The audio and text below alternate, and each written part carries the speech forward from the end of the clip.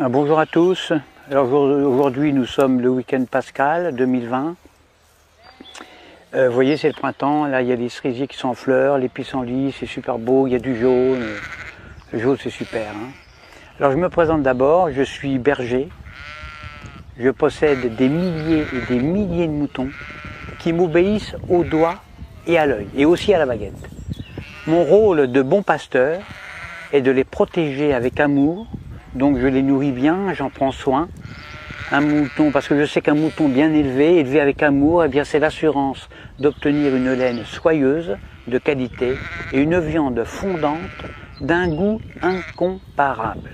Ça c'est certain, moi j'aime mes moutons. Alors pourquoi mes moutons sont heureux, mais vraiment heureux quand je les tonds? Pourquoi est-ce qu'ils ne réagissent pas?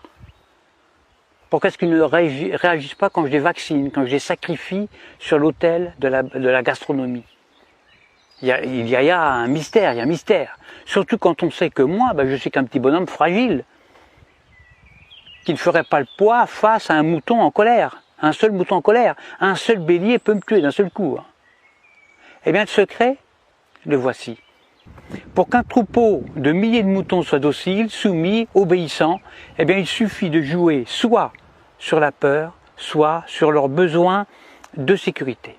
Exemple, quand j'ai besoin de les tondre, ou de les vacciner, ou de les confiner, ou même de les mener à l'abattoir, eh bien je leur crie « Attention, voilà un loup !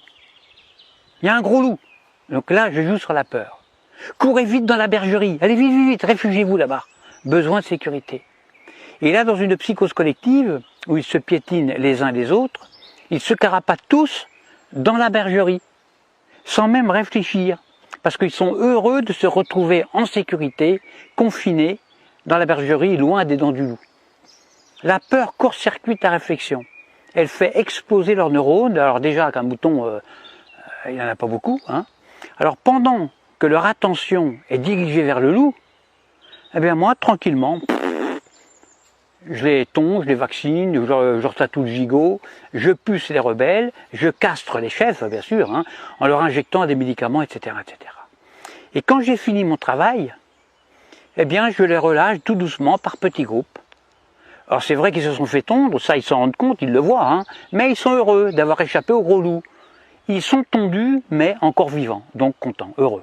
Je les fais alors bêler tous en chœur à la tombée de la nuit et je leur demande de m'applaudir à 20 h au moment du journal télévisé qui leur raconte qu'ils ont échappé vraiment à un grand danger.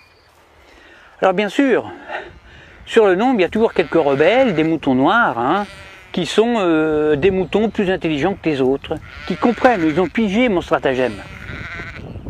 Alors ils essayent, ils tentent désespérément d'expliquer à leurs frères moutons, à leurs congénères, que si le loup en croque 2 ou 3 seulement, le berger, lui, est beaucoup plus dangereux, puisqu'ils finiront tous sur une table en méchoui, ou sur la table pascale.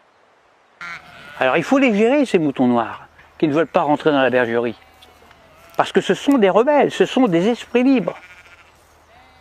Alors à ceux-là, soit je leur montre mon bâton, soit je les fais mordre par mon chien. Or le mieux c'est d'égorger un seul mouton noir devant les autres. Alors ça c'est super efficace ça. Pour un seul de sacrifié, j'en terrorise des milliers qui deviennent mais alors doux comme des agneaux. J'en tue un et j'en soumets des milliers. C'est comme ça qu'on étouffe la moindre velléité de révolte. Alors il y a de nombreux hommes politiques qui viennent me demander de les coacher. Alors que moi je ne suis qu'un simple berger, je suis qu'un pauvre berger. Mais s'ils me le demandent, c'est justement parce qu'on peut utiliser ces méthodes, les méthodes de berger, chez des humains. En effet, la différence entre le comportement des moutons et celui des humains, eh bien c'est que justement il n'y a aucune différence. C'est ça le secret. Le secret est là, il n'est pas ailleurs. Donc, quand on veut faire passer une loi impopulaire, qui ne fait pas plaisir, eh bien on le fait pendant que la population a peur.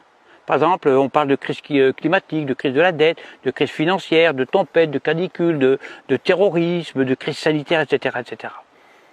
À cause du coronavirus, là on joue avec la peur, eh bien on a réussi à confiner non pas des milliers de moutons, mais des milliards d'humains sur toute la planète, sur toute la Terre. Des humains, confinés comme des animaux.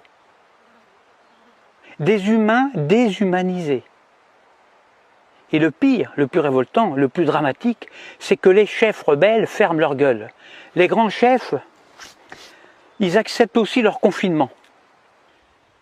Alors la seule solution pour s'évader de ce piège machiavélique serait un réveil collectif. Alors moi personnellement, je ne perds plus mon temps à essayer d'éclairer les blaireaux.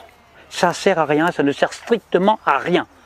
Parce que quand j'explique la stratégie dont sont victimes les moutons, soit le mouton est déjà éveillé, alors dans ce cas-là, toutes mes explications sont vraiment inutiles, ou alors je tombe sur un mouton con. Et si c'est un mouton con, il ne comprendra rien à ce que je lui raconte.